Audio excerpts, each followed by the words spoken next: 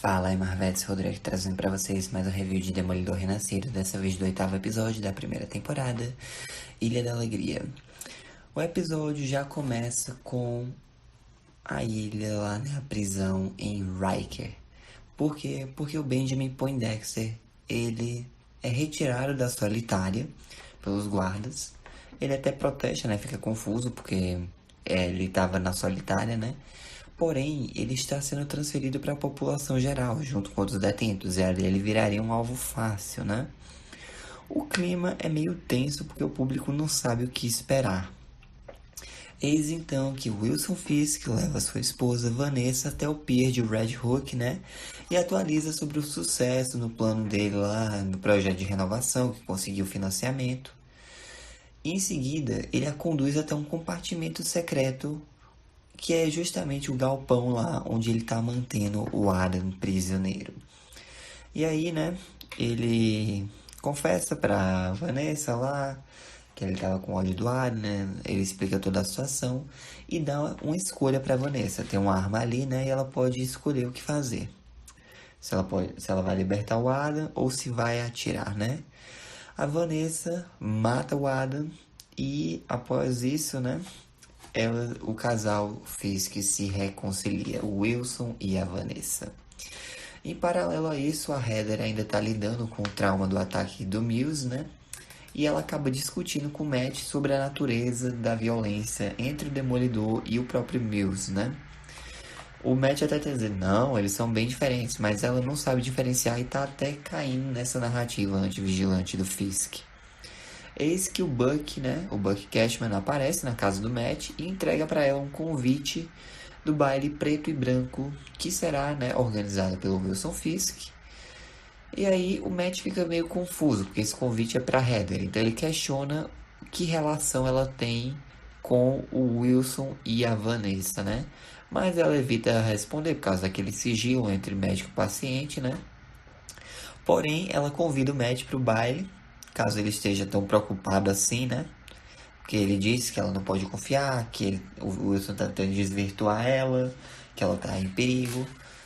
E aí o Matt simplesmente não responde se ele vai ou não com ela pro baile. Ele só sai para trabalhar, né? Porém, no escritório, o Matt está inquieto. Ele conversa com a Kirsten sobre o caso de um cliente que eles acabaram de pegar, chamado Thomas Madison. Mas, antes disso, a Kirsten o informa que o Poindexter foi transferido para a população geral. Aí o Matt, ok, né? Vamos ver de camarote isso. Porém, o Poindexter quer falar com o Matt. E ele fica meio confuso sobre o que é que tá rolando. E aí ele questiona quem foi que ordenou a transferência. A Kirsten fica meio assim, mas revela que a ordem veio do escritório do prefeito. O que deixa o Matt alerta, né? E aí o Fisk, né, se reúne junto com o Buck, com a Sheila, com o Daniel e parabeniza os esforços da força-tarefa antivigilante dele e acaba nomeando o Daniel como vice-prefeito de comunicações. A Sheila tem objeções quanto a isso, mas o Daniel diz que vai fazer tudo que eu fiz que mandar, que não vai decepcionar e tal. E aí, né, ela fica meio preocupada. Em paralelo a isso, o Matt e a Kirsten vão falar, né, com o Thomas Madison e ele tenta minimizar a própria culpa no caso dele, dizendo, não, eu tenho mãe professora, minha tia é professora, minha namorada é uma professora, porque eu ia tentar dar um golpe para extorquir professores, não, nada a ver. Mas o Matt sabe que ele tá mentindo, né? E aí ele acaba perdendo a paciência, repreendendo o cliente, dizendo que eles não vão defender alguém que claramente está mentindo, eles não vão cometer perjúria, né? Ele sai dali com raiva. A Kirsten vai falar com ele, questiona o comportamento do Matt, né? Tipo, sei lá, ele tá chegando atrasado, tá gritando com os clientes, tá perdendo a paciência. E aí o Matt, ele, sei lá, ela até sugere que ele esteja sendo afetado pelo que aconteceu com o Poindexter e por eventos recentes. E o próprio Matt diz, a gente colocou ele na cadeia, mas ele está sendo transferido pra a solitária lá foi transferido da solitária pra população geral. A gente defendeu o Hector e aí ele é assassinado. Um outro cliente ali foi preso porque tava comendo pipoca. E agora defender esse cara, esse mentiroso aí. Kirsten, tudo que a gente faz não tá adiantando e o Fisk só tá ganhando mais poder com isso. Tipo, o Matt tá desiludido, gente. Tipo, ele tá achando que a lei, né, a justiça não tá sendo aplicada, porque nada do que eles fazem, nenhum dos esforços deles parece que estão adiantando, parece que é inútil. E aí ele decide sair, né, para espairecer a mente. Ele acaba voltando para Hell's Kitchen, para o Josie's, né? E a Josie tá por lá. Ela o chama pra dentro, diz que não abriu depois do incidente, né? A última vez em que ela e o Matt estiveram no mesmo local foi durante o funeral do Fogg, mas ela tá considerando reabrir o lugar. Só que obviamente ela não vai aceitar um centavo do dinheiro do Fisk, que tá, né, a todo custo tentando reativar, né, os negócios por ali. Então o Cherry aparece porque a Kirsten mandou ele ir atrás do Matt, porque ela tá preocupada, né?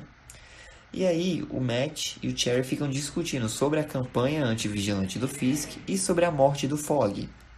Eis que a Josie, né, traz uma garrafa de Old Melvins lá e diz que eles vão tomar porque o Fogg nunca conseguiu terminar o último drink que ele pediu.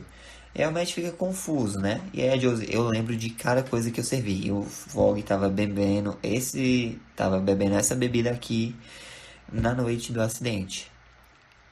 E aí o Matt lembra, porque essa bebida não é uma qualquer. É aquela garrafa que eles sempre tinham a tradição. Ah, sempre que a gente ganhar um caso, a gente bebe um Old Melvins. E pro Fogg tá bebendo um Old Melvins naquela ocasião é porque ele tava se antecipando. Porque o caso que ele tinha pego lá no primeiro episódio, né? Ele jurava que tava ganho, por isso que ele tava comemorando.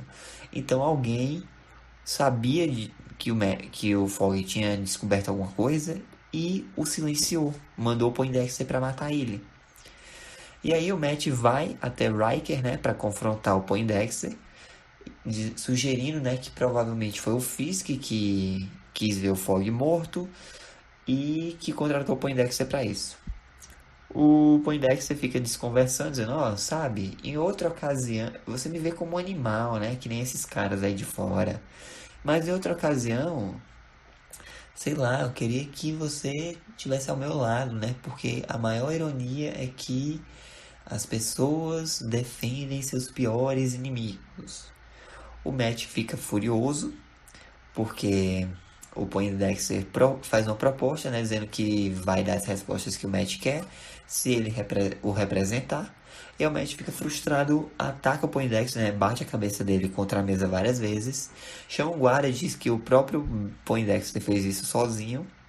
Mas o nosso mercenário, né, apenas ri e agradece. E aí, beleza. Anoitece, né? E aí o baile preto e branco tá ocorrendo na mansão Gracie. E, tipo, a força-tarefa do Fisk tá garantindo a segurança. A Sheila vai falar com o Daniel, dizendo que o apoia, mas ainda está preocupada com essa decisão do prefeito. Porém, o Daniel a ignora, né? E vai falar com a Bibi, provocando ela usando o novo cargo, né? Sendo que as coisas ainda estão meio más entre eles por conta que ele a pressionou a escrever o artigo lá, né, sobre o Muse em prol da força-tarefa. Em paralelo a isso, a Heather aparece no baile sozinha. A Vanessa a encontra, né? Agradece a doutora lá por ter salvo o casamento dos Fisk. Então vemos que o Matt foi sim pro baile. E a Heather, né, confronta essa ausência dele física e emocional. Porém, o Matt está distraído, porque o Wilson Fisk está conversando com o Jack Duquesne, né? Porém, antes, o Jack Duquesne estava conversando com a outra mulher lá da Elite. E ela parece bem nervosa. O marido dela não tá ali. Então, muito provavelmente, o Fisk, alguém tá chantageando ela, usando o marido.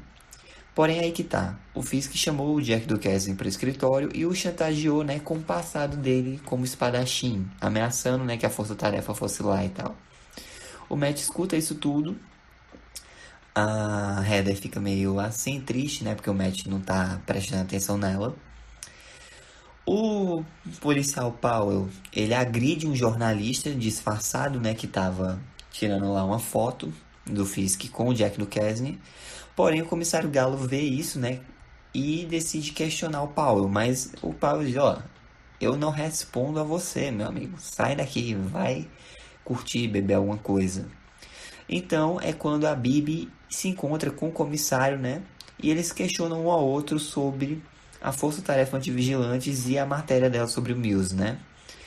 E aí ela admite que foi coagida e ela sabe, né, que o Fisk pode estar envolvido no assassinato do tio dela, Ben Urich. Porque na época ele era o principal suspeito, né? E é por isso que ela tá tentando alguma forma de descobrir podres do Fisk. Ela troca um e-mail lá com o Galo, que diz que consegue alguns distintivos, algumas coisas com todo mundo da Força Tarefa, que tem ficha, né, criminal. E aí, basicamente, a Bibi oferece ao comissário formar uma aliança para expor o prefeito, e é isso que eles decidem, né? Porém, para não ficar muito suspeito, cada um vai pro seu lado. Porém, no entanto, todavia, contudo, o Poindexter, ele tá sendo examinado lá por um doutor e tá fazendo meio que isso, ó.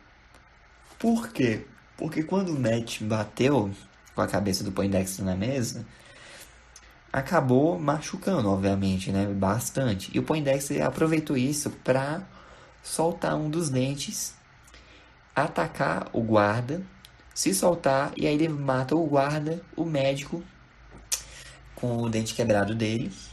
Ele se disfarça de guarda e foge de Riker. Pois é. A Heather tá lá no baile, ela confronta o Matt, que continua afirmando que o Wilson Fisk tá usando ela.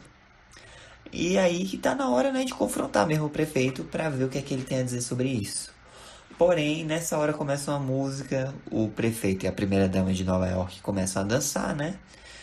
E o Matt acaba ouvindo, tentando, né? Ele vai junto com a Heather lá, tentando ouvir alguma coisa. E o Wilson só fica provocando ele em silêncio. Porém, o Bucky chega nessa hora e informa ao casal Fisk, né? Que o Poindexter fugiu da prisão. E nessa hora a Vanessa fica meio estranha, querendo contar alguma coisa para Wilson, mas ele diz que ali não. Então Matt percebe, não foi o Wilson Fisk que contratou o Poindexter para matar o Fogg, foi a Vanessa. E aí, né, ele sorrateiramente, né, consegue trocar de par. Ele bota a Heather para dançar com o Wilson e ele vai dançar com a Vanessa, né? E aí ele confronta a Vanessa sobre esse assassinato do Fogg, né? Ela debocha, insinuando que a Heather pode saber ou não que ele é o Demolidor. Enquanto isso, o Fisk levanta suspeitas sobre o Matt, né? Falando que segredos podem pesar e tal. E enquanto isso, o Poindexter, ele chega no baile, vai pra uma sacada, tá lá com a arma, né? Ele mira no Fisk, porém o Matt escuta com a audição dele e ele se joga na frente do Fisk tomando um tiro. E aí a confusão é solta, né? O Fisk vai e foge com a Vanessa. A Heather fica ali, né? Meio que preocupada com o Matt que tá caído no chão. E a força-tarefa anti-vigilantes vai atrás do Poindexter pra prendê-lo. E assim se encerra o episódio. Que tenso, gente, que tenso. Mas vamos lá. Esse episódio foi dirigido pelo Justin Benson e pelo Aaron Moorhead, que foram os diretores do primeiro episódio, assim como eles também dirigiram cenas adicionais para os episódios 2, 3 e 4. Apesar desse ser o 8º episódio da temporada, ele é o segundo episódio que consiste inteiramente em novas filmagens, que foram gravadas após a reformulação criativa da série em 2024. O primeiro episódio, consiste inteiramente em material novo, foi justamente o primeiro episódio dessa temporada, né? Inclusive, a fotografia principal desse episódio foi filmada um ano antes da fotografia principal do episódio anterior. Pois é, né? Enfim, Ilha da Alegria, né? Que é o nome desse episódio, foi escrito por Jesse Wigglesworth e pelo Darius Cardapane, né? O Eagleton, ele co-roteirizou o quarto episódio dessa temporada, foi consultor de produção na temporada e é um dos produtores executivos da segunda temporada que já está sendo filmada. Já o Darius Cardapane, como vocês sabem, é o co-criador e showrunner da série. Ele também foi um produtor executivo da série do Justiceiro. Chegou a escrever alguns episódios para o show do Justiceiro, né? Já em Demolidor Renascido, ele co-roteirizou esse episódio, assim como o próximo, e o primeiro episódio da temporada. Fora que ele também escreveu as cenas adicionais para os episódios 2, 3, 4, 6 e 7. Mas é isso, gente. Esse vídeo tá saindo muito atrasado, porque eu tava realmente muito ocupado, então não deu pra gravar e postar quando eu queria. Ou seja, esse vídeo vai estar saindo no dia em que o finale vai estrear, ou seja, o episódio 9 vai lançar hoje. Mas é isso, o vídeo fica por aqui. Espero que tenham gostado. Deixa um like, se inscreva no canal, ative o sininho para não perder nenhum de novo. Fica com Deus, coração. Jesus te ama. Um forte abraço. Até a próxima aí. Falou! I'm gonna do this on my own. No point in blaming you, you did not know. Oh, I thought